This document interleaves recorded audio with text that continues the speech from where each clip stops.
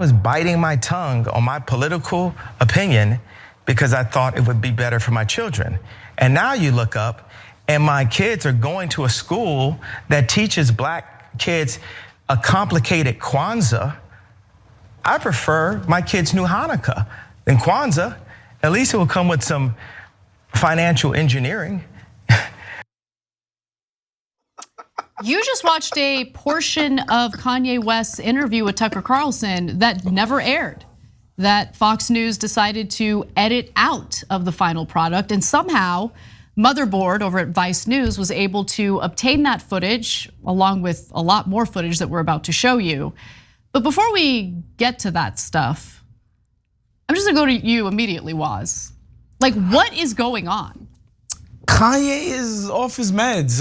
There's no other way to put it, right? So do other people struggling with bipolar disorder immediately say insane anti-Semitic things? No, I just think Kanye, because he's able to generate money for people still mess with him. Like other people that might say some messed up things, they just would not be afforded the opportunity to go talk to Tucker Carlson or go to CNBC and talk about how they're gonna tank somebody's stock or whatever. It's just that this guy, one, he commands a lot of attention, and two, like I said, he's earned a lot of money for some prominent people. So people still feel a need to be close to him, or else they would have threw this guy in the trash bin with everybody else who said some just 10% of the craziest things this guy said, but he continues to command attention. His sneakers continue to sell out, and people still want to put him on TV. So we gotta get up on TYT and talk about how out of his mind he is. Okay, so let's address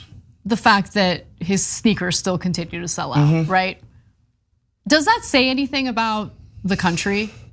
No, I think it says something about consumer culture and that it's not binded to any of the stuff that you and I care about, being a good person or whatever. Like you go look up some of the stuff that like a brand like Dolce & Gabbana has done in the past when it comes to racism, sexism, all kinds of messed up stuff, and people still want to deal with them, right? Like I just don't think consumer culture is too concerned about who's a good person and who's not. People want to be attached to cool. For whatever reason, people still associate Kanye's products with cool, and so they buy them. I don't know what else to say. People are heartless. That's fair. That's fair, because literally every brand has something shady tied to it, right? and I'm not above it either, right? Like I love Nike as much as the next person, and you can look at some of the practices at where they make their products overseas, the working conditions, how much those people might get paid or might not get paid. Like it goes across the board. Apple, you name it. It's just Kanye. He's a lightning rod, and people enjoy it, and they continue to enjoy it. What I think is interesting about what's transpiring with Kanye, I think the statements he's making, okay, I'm just gonna be honest. I think tying his very clear anti-Semitic statements to his mental health condition is defamatory to others who also have that mental health condition and don't spout hateful anti-Semitic rhetoric. Sure. I know that bipolar disorder, and not only do I know, Kanye knows, because he himself has said this publicly. When you're not on your meds, you're not getting the treatment you need, you start having paranoid thoughts. And I just find it fascinating that his paranoid thoughts are deeply anti-Semitic, where he thinks that everything is being controlled by Jewish people. He then goes into like this weird, I'm black and I can't be anti-Semitic because all blacks are Jews. I think that's a reference to this weird fringe group. Yeah. It's I think it's a reference to like these Eastern African people who we don't need to get into what he's talking about. I'm not gonna get into it, especially since I don't know their I don't want to get into that either, but I will say this, and I don't think I'm breaking news here on TYT. I think a lot of prominent black people have Jews on the brain. I really do think so. Really? Why? Yeah, there's just an obsession with this idea that Jewish people are clearly people who were oppressed in this country, who have made a way for themselves financially. And a lot of prominent people who are black, when they reach certain echelons, they find that they are surrounded by a lot of Jewish people who are also successful. So I find that a lot of prominent black people are just obsessed with how did Jewish people do this, right? Like, how did Jewish people go from being a legitimately persecuted group of people in this country to not anymore? In America, I'm not talking about any other place, but here in America, the Jews have made a way for themselves. And I think prominent black people, just a lot of them, not all of them, are obsessed with the Jewish story here in America and how so many of them could be so successful financially and prominent. Well, okay, so I want to move on to other parts of the interview that did not air. And this part actually really bothered me because I'm so sick of people who are super wealthy and like they're good, okay? They're not wanting for anything. Turning around and looking at a group of people who are struggling and telling them to basically shut up and get over it. And that's what you get in this next clip, so let's watch. You know, I was talking to Ice Cube today, and we got really beat up in 2020 for saying we need to approach things a different way and not just be trauma drunk. Right. Which is a term that God just hit me with in the past couple of days. We are no longer trauma drunk. We're no longer trauma drunk, and we're no longer trauma bonding, and we're no longer woke in the sense of what woke is, because woke is just complaining about racism but not doing anything about it. So what we're gonna do about it is say, hey, you know what? Y'all not gonna send nobody at me based on my opinion. You asked the question before, it drove me crazy to not be able to say that I like Trump. Okay, so there's two parts of that I want to comment on. I'll start with the last part, which is a smaller part. You say it all the time, and we get to say what we think. Get the F over it. I'm so tired of the constant freaking whining and crying by right-wingers like, we can't say anything without everyone giving us a massive hug and a kiss on the cheek. What's so unfair? We have political views too. I think Trump is a coward, a fraud, and probably wears adult diapers, but presents himself as like this big masculine tough guy. That's what I think about Donald Trump. That'll probably offend a lot of Trump supporters, and they're allowed to be offended. There's no constitutional protection against being offended. I get to be offended, you get to be offended. It's called America. Get the F over it. I like, if you don't like being criticized or countered for your political views, then don't share your political views. But that if you do, don't turn around and cry about it when others disagree with you. I disagree with him, so what?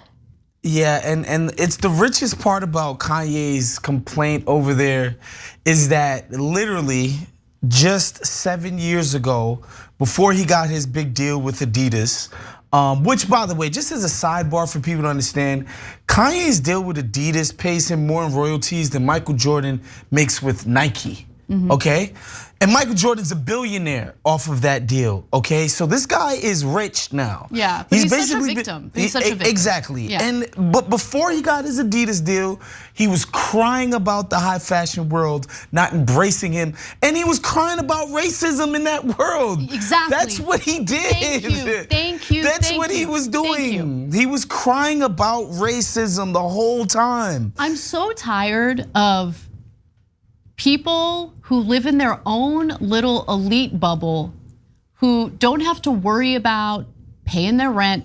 They don't have to worry about their mortgage. They don't have to worry about their kid drowning in student loans. They don't have to worry about any of the stuff that all of us have to worry about. But more importantly, when it comes to an underserved community like black people in America, specifically pointing to them and telling them shut up and get over it. Yeah. It's like, it's so deeply disturbing how easily people become disconnected from reality, from the communities they come from, the second they're insulated by wealth. Yeah.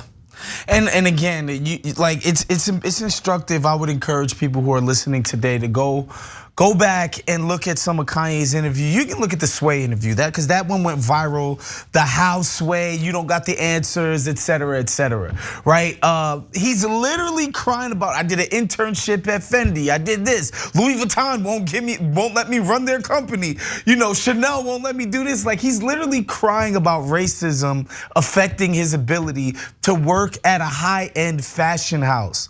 That's what he was complaining in service of.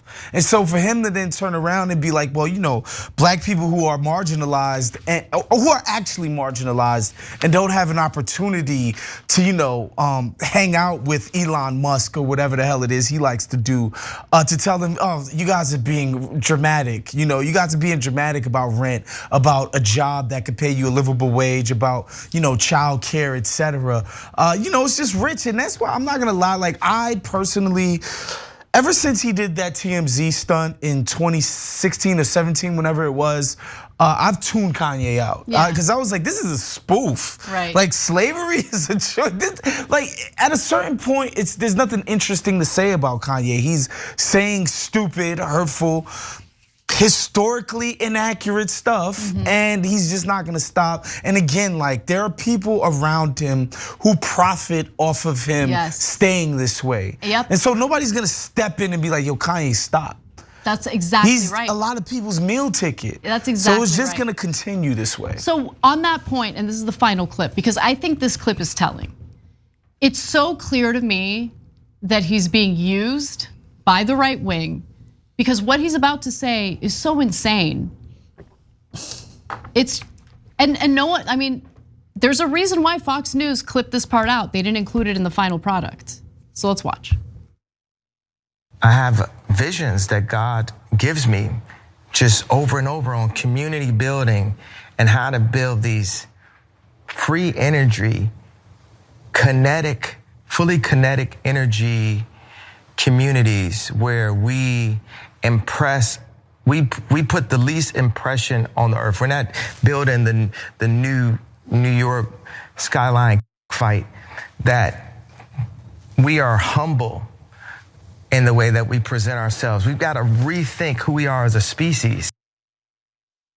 I'm seeing visions from God, kinetic energy. No, he's lost his mind. And it's very easy to manipulate and use a man who has lost his mind for your own political agenda, which is what the right wing is doing as we speak. And to your point about the people who enable him, all the yes men who surround him, they make money off of him. Yeah. So it's pretty gross. And look, we talked about the ramifications of all of this when it comes to the country, because what this does is it like the anti-Semitic stuff. Fine, you want to provide cover for him by saying he has a mental health issue. I disagree with you, but fine, that's okay. You want to do that, cool. But think about what happens immediately after that. You got Candace Owens, you've got the Attorney General of Indiana, you have all of these people lining up to defend his anti-Semitic statements while simultaneously normalizing open, transparent anti-Semitism. And what does that snowball into? We know what that snowballs into. It's incredibly dangerous and it's disgusting. But people got to make their money. So that's what we're doing. And I do think it's a story as old as time. There's no more useful a tool to the right wing than a non-white person who's willing to spew, grand wizard of the KKK rhetoric. Like, they love that more than anything else. Like, go ahead, black man, talk about how ridiculous these Negroes are and how they're over the top, too emotional, and they need to work hard. And go ahead, spew that to them, black man. We need that. Thank you. It's so gross. It's their favorite play out of the playbook. Honestly. I mean, it's Fox News 101. Thanks for watching The Young Turks. Really appreciate it. Another way to show support is through YouTube memberships. You'll get to interact with us more. There's live chat emojis, badges. You've got emojis of me, Anna, John, JR. So those are super fun. But you also get playback of our exclusive member-only shows and specials right after they air. So all of that, all you gotta do is click that join button right underneath the video. Thank you.